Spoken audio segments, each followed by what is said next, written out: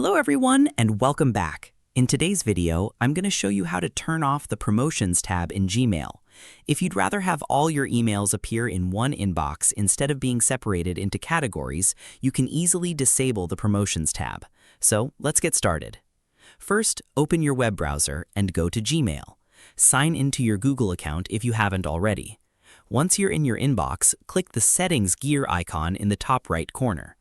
The Quick Settings panel will appear.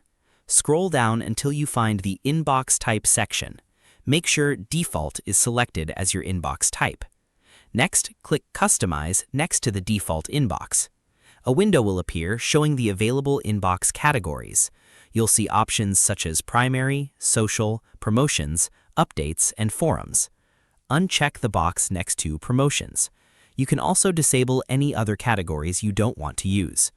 Once you've made your changes, click Save. Gmail will refresh your inbox.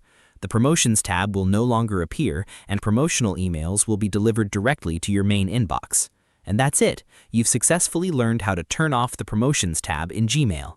Thanks for watching. If you found this tutorial helpful, don't forget to like, subscribe, and turn on notifications for more Gmail tips, Google Workspace tutorials, and productivity guides. See you in the next video.